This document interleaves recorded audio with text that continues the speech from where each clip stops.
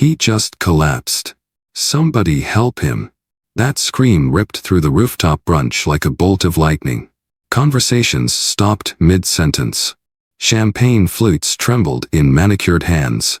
And in the center of the chaos, a 5-year-old boy was slumped sideways in his chair, his little body limp, his lips pale, his eyes rolled back.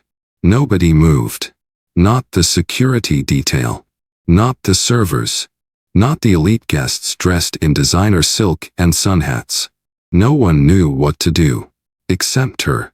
From across the patio, Aaliyah dropped the tray she was carrying, heels clicking hard against the concrete as she rushed forward.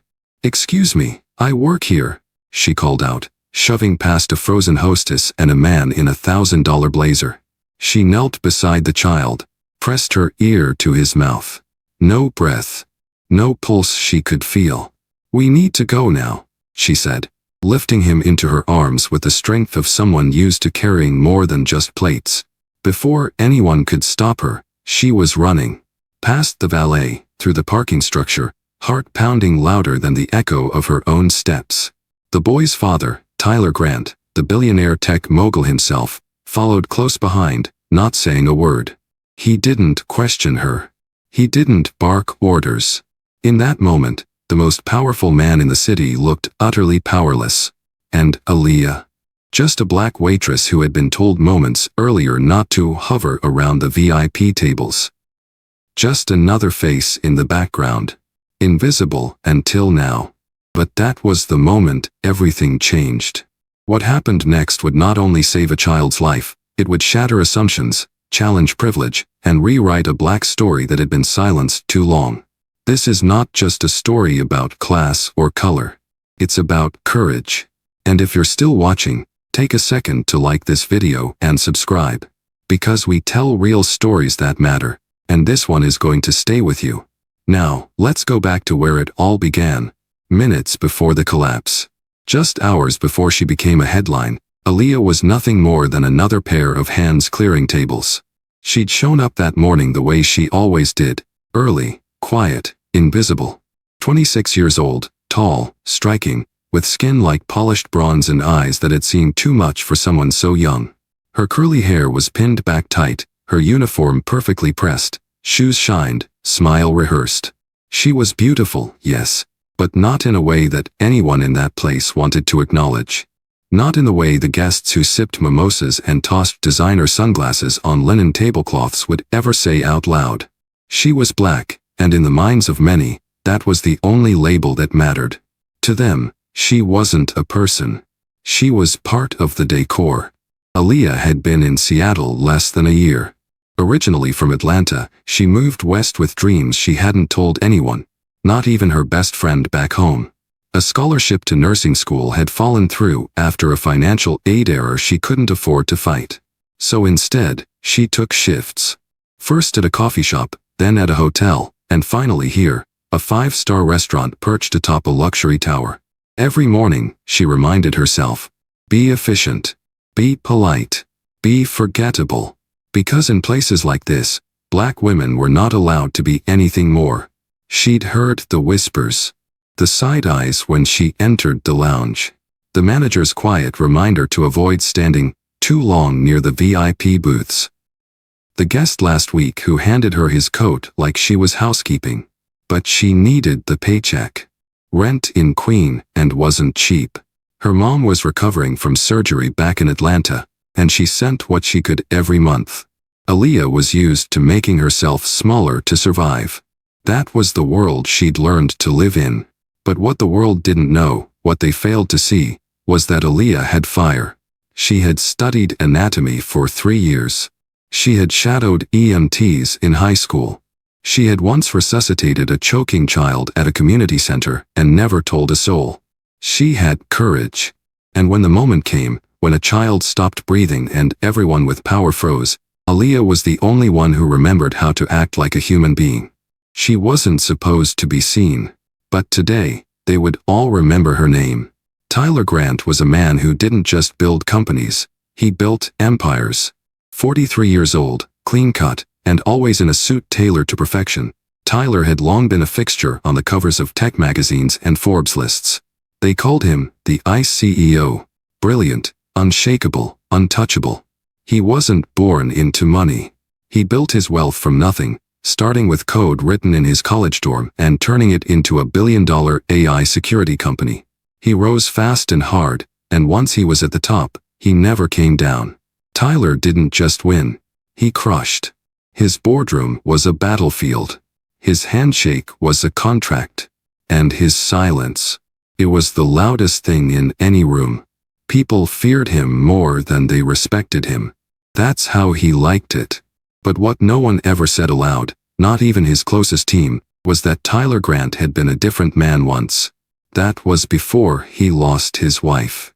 Elena died 3 years earlier from a sudden aneurysm, gone within hours. 1 minute she was singing to their son in the kitchen, and the next, Tyler was holding her hand as the light in her eyes disappeared. Since then, the man who had built so much stopped trying to feel anything at all. He became colder, sharper. He avoided interviews, social functions, even casual meetings. His world was reduced to numbers, deadlines, and the one thing he still had, his son, Landon. But even Landon didn't always see his father. Tyler loved his son, deeply.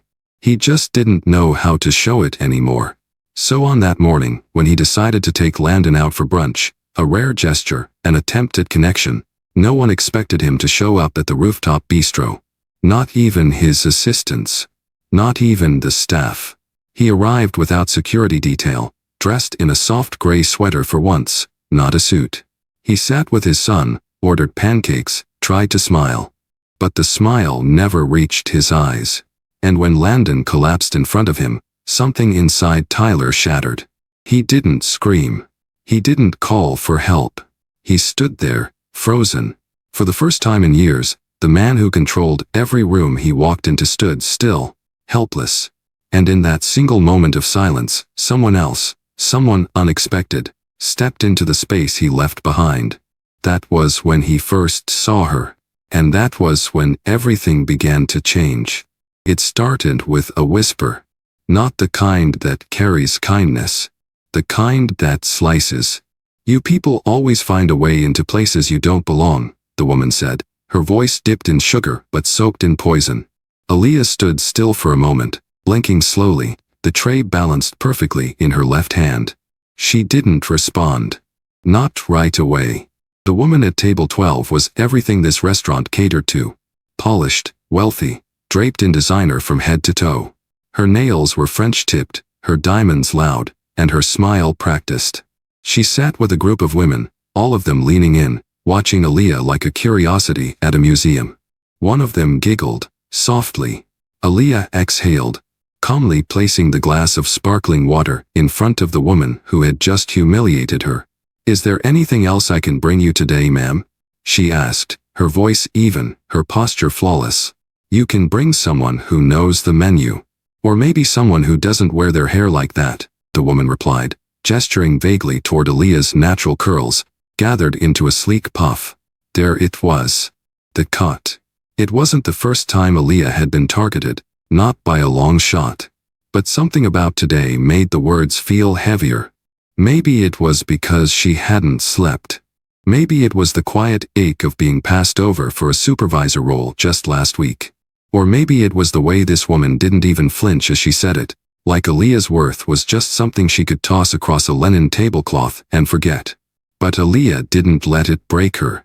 She smiled, the kind of smile that shields, not welcomes, and turned away, walking back toward the service station with grace that cost her energy she didn't have. The manager saw it, heard it, and did nothing.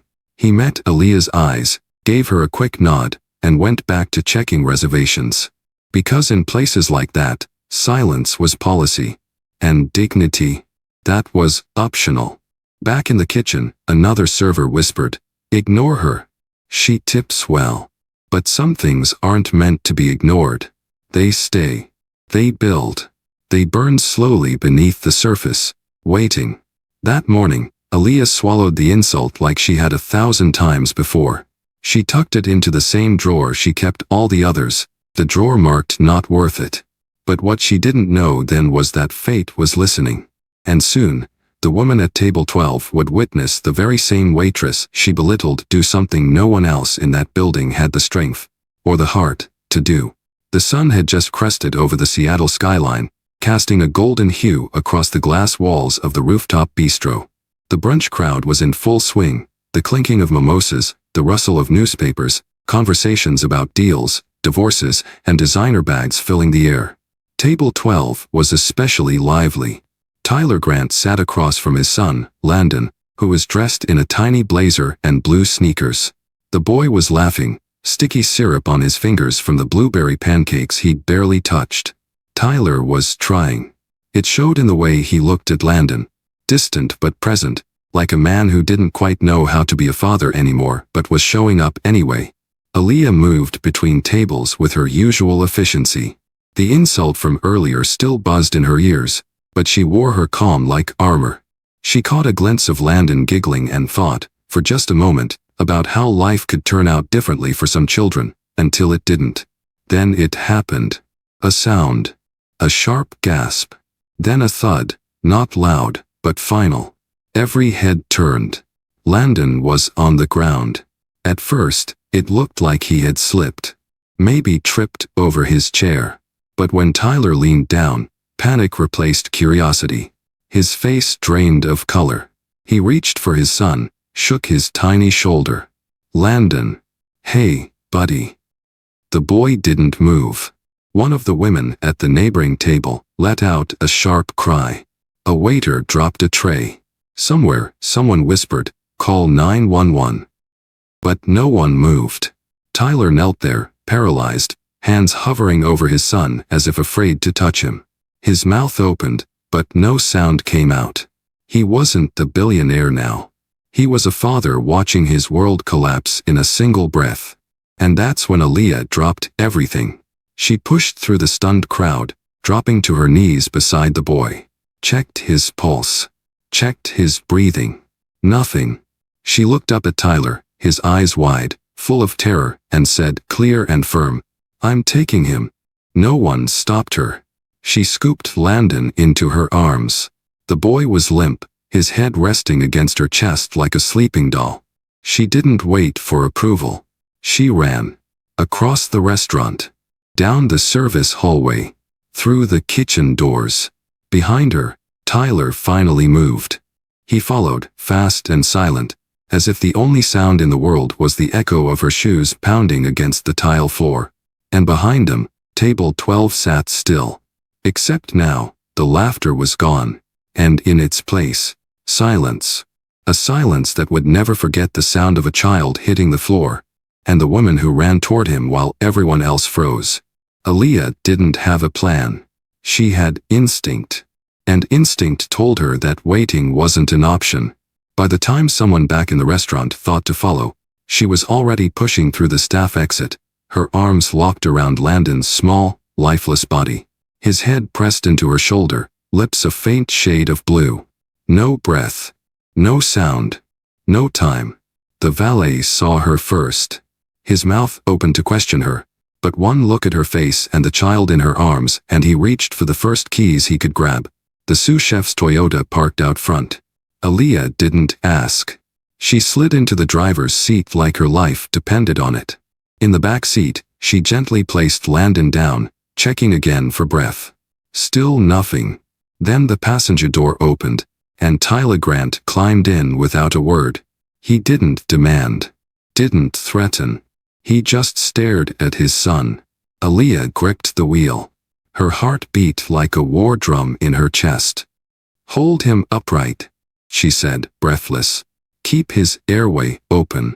Tyler followed her orders, his hands trembling as he lifted his son into his lap. Then she hit the gas. The car peeled out of the circular drive, tires screeching against pavement, catching a scream from a pedestrian as it surged into traffic. Seattle streets blurred past in a mix of gray and gold. Sunday drivers honked. Lights turned red. She didn't care. Aaliyah took a corner hard, the tires protesting, Landon's head lolling before Tyler steadied it. His mouth moved with silent prayers, lips pressed against his boy's temple. In between intersections, Aaliyah shouted, What hospital is closest? Virginia Mason, Tyler finally answered, voice cracking. Good. Sit tight. Her mind raced. A memory surfaced from her anatomy class 2 years earlier. Signs of respiratory failure. She repeated them under her breath, counting, checking. She adjusted the car's rearview mirror and caught her own eyes, wild, focused, scared. In that moment, she wasn't a waitress. She wasn't an employee. She wasn't a statistic. She was a first responder, a guardian. And beside her, Tyler saw it too. Not the color of her skin. Not her uniform. Just the steady hands, the locked jaw, the calm under fire. He had built empires, closed million-dollar deals, commanded rooms full of suits and strategies. But here now, all he could do was sit beside the woman he had never noticed, and hope she could save his son. The sirens hadn't arrived. But she had. The emergency room doors flew open with the weight of a life hanging in the balance. Aaliyah didn't stop to explain. She didn't need to. Her face, flushed with urgency, and the limp child in her arms said everything. Respiratory arrest, she told the triage nurse, breathless but clear. He's 5. No history available. No pulse en route. A team of nurses and doctors rushed forward like a wave, taking Landon gently but quickly. Tyler tried to follow, but a nurse held out a hand. Sir, please wait here. And just like that, the boy was gone behind swinging doors, swallowed into the hospital's machinery. Wires, monitors, sterile lights. All Tyler could do was stare. His legs gave out first. Then his hands found his knees, and he bent over, gasping for air that didn't seem to help. He looked less like a billionaire and more like a man who just lost his entire world in 60 seconds. Aaliyah stood quietly beside him. She didn't reach out. She didn't say anything. She just stood, steady, present. And maybe that's what made him speak. I froze, he said, voice raw. I just froze. Aaliyah nodded. Most people do. I should have done something. I should have helped. You did, she said softly. You let me. He turned to look at her, really look at her, for the first time. And in that moment, the veneer cracked. All the polish. All the power. The carefully built image of the man who always had answers. It crumbled. And what stood in its place was something rare, a father, terrified and undone. I'm sorry, he said. 2 words. Quiet. Honest. Almost unheard over the buzz of the intercom and the footsteps of nurses rushing by. But Aaliyah heard them. Not just the words, the weight behind them. The apology wasn't just for freezing. It wasn't just for the collapse. It was for every time he'd looked past someone like her. Every time he'd mistaken money for control. Every time he'd believed titles made people better. You don't need to apologize, she said. Just be here for him. Tyler nodded. And in that small exchange, something shifted. The ground beneath them wasn't as cold. The wall between them, though still there, had a crack. A single apology. But enough to let the light in. It didn't take long. By the time the sun began to lower behind the Seattle skyline, the headlines had already spread like wildfire. Black waitress carries billionaire's son to safety. Waitress or angel. Seattle brunch turns into life or death moment. Who is Aaliyah Monroe? The footage came from a restaurant guest. Shaky cell phone video showing Aaliyah sprinting through the dining room with Landon in her arms, Tyler following behind, wide-eyed and silent. The video had no sound, but it didn't need it. It told a story. Within hours, it had gone viral. Talk shows debated it. News anchors praised her. Think pieces were written. Some called her a hero. Others, quieter voices, cloaked in comments and coded words, questioned her motives. She saw an opportunity and took it. No way a waitress knows how to do that. Funny how she ran straight to the cameras. Social media platforms swirled with hashtags. Hashtag Aaliyah the Savior. Hashtag Brunch Hero. #too good to be true. And with the attention came the backlash. The restaurant released a carefully worded statement. It praised her swift action, but also reminded the public that she had acted outside of her assigned duties, and that internal protocol was being reviewed.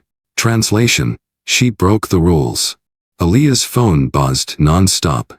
Calls, DMs, interview requests. News vans parked outside her small apartment. Strangers knocked on her door. Her face, tired, vulnerable, and caught mid-run, became a symbol and a target. Inside the hospital, she tried to stay grounded. Landon was stable, recovering. Tyler barely left his side. Aaliyah remained near, helping where she could, staying quiet. But the pressure outside grew louder by the minute. A local gossip blog published her old college records, pointing out that she'd dropped out of a nursing program. They called her ambitious, with a tone that implied something else. That word, in the wrong mouth, becomes a knife. Tyler saw it too. He read the headlines, scanned the comments, heard the boardroom whispers about image risk. And for the first time, he realized that while he could step back into silence, Aaliyah didn't have that luxury. She didn't ask for fame. She didn't want credit. She wanted to work, to help, to live in peace. But now, the world had painted her in two colors, hero or fraud. And no one was asking who she really was. Not yet. But someone would. Tyler would. By Monday morning, the story had turned. The same mouths that once whispered praise were now muttering suspicion. Headlines sharpened their edges. Restaurant reviewing conduct of employee at center of media frenzy.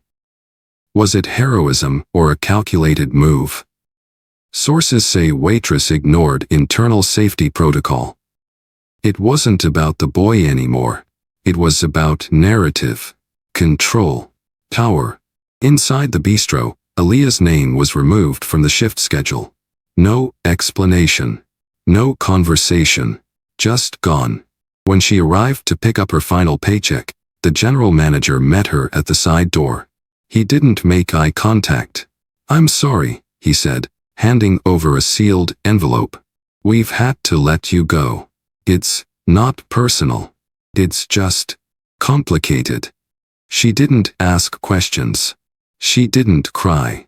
But something inside her cracked.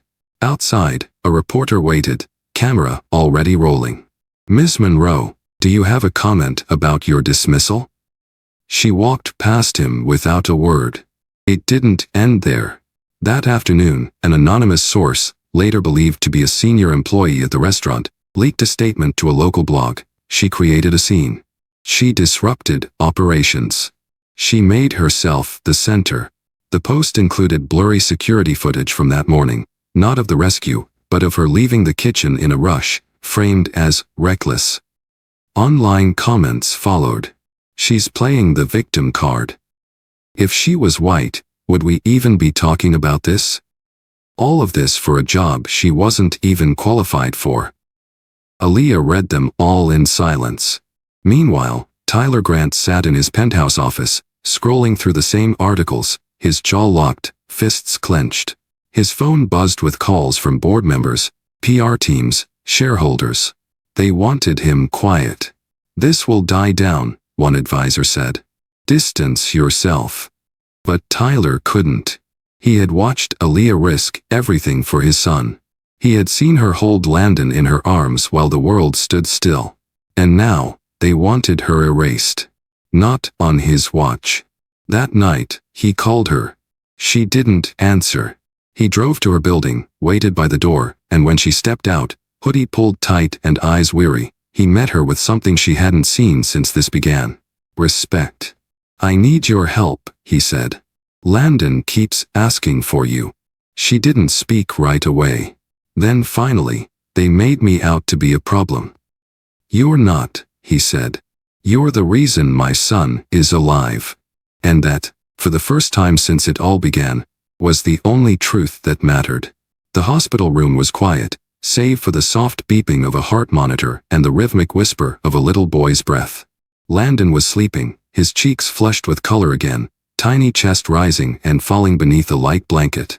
Beside his bed, Aaliyah sat in a stiff plastic chair, arms folded loosely, eyes focused on nothing in particular. She hadn't meant to stay long. She only came because Tyler asked. Because Landon kept asking. And when she walked into the room earlier that afternoon, Landon's eyes lit up in a way no headline could fake. Sunshine, he'd said, the name he'd started calling her after that first morning together. You came back. She smiled, soft and hesitant. I'm here, buddy. Tyler had watched from the corner, unseen. And in that moment, something shifted in him again. Not just the guilt, not just the gratitude. Something deeper. He was watching his son, his only family, reach for someone he had once dismissed entirely. It made him wonder how many other things he had been blind to. Later that evening, when Landon woke up from a short nap, Tyler leaned in beside him, brushing the boy's hair gently back. You doing okay, champ? Landon nodded. I had a dream, he whispered. Oh yeah. What about? We were home. And Aaliyah was there too. She made pancakes. Tyler chuckled. She did, huh?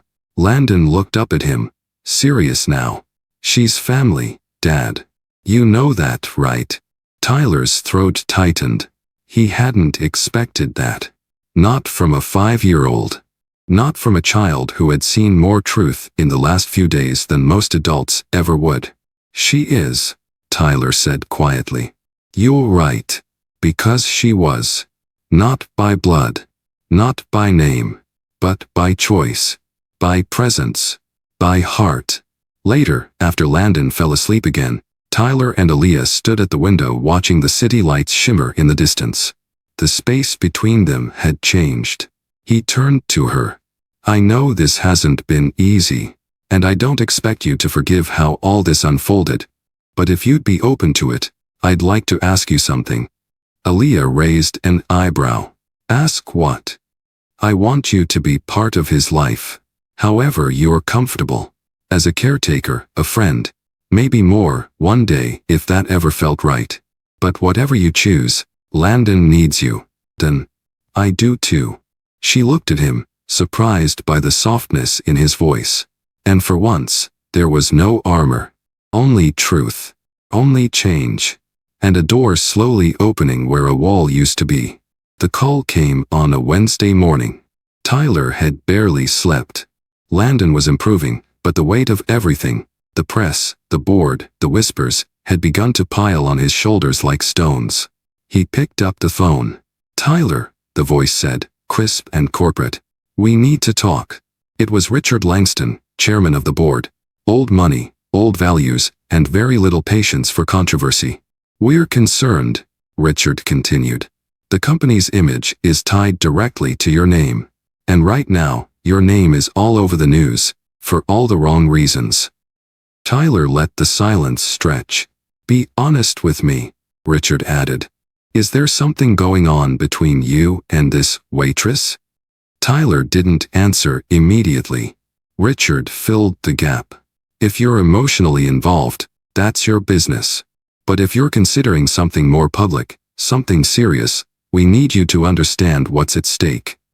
He knew what that meant. Stock value. Investor trust. Shareholder confidence. In their world, choosing someone like Aaliyah wasn't just unconventional. It was threatening. Not because of who she was, but because of what she represented. A challenge to their narrative. A disruption to their image. Don't let emotions destroy what you've built, Richard warned. You've worked your whole life for this company. You could lose it all. Tyler hung up without saying a word. Later that day, his mother called. She didn't mention the news directly, but the subtext was clear. Think of Landon, she said. He doesn't need scandal.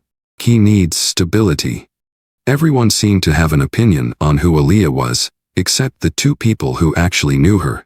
That night, Tyler stood in the hospital hallway, watching Aaliyah read to Landon from a children's book. Her voice was soft, melodic. His son was smiling, safe, held. Tyler knew then, this was not a scandal. This was his family. The next morning, he walked into a press conference alone. Cameras flashed. Microphones surged forward. He adjusted the mic and spoke clearly. "My name is Tyler Grant. I'm the CEO of one of the most successful companies in this country. But none of that would matter if my son had died that day." He paused, eyes scanning the room. "Aaliyah Monroe saved my son's life. Not because she had to. Not for attention. But because it was the right thing to do. And then, the moment of truth. I'm proud to know her. Proud to have her in our lives. And if that costs me something in the eyes of the world, so be it." Silence. Then flashes. Then noise. But Tyler didn't care anymore. Because for the first time in years, he wasn't choosing power. He was choosing truth. He was choosing her. In the weeks that followed the press conference, something began to shift. Not just in headlines, but in hearts. The noise faded. The outrage dulled.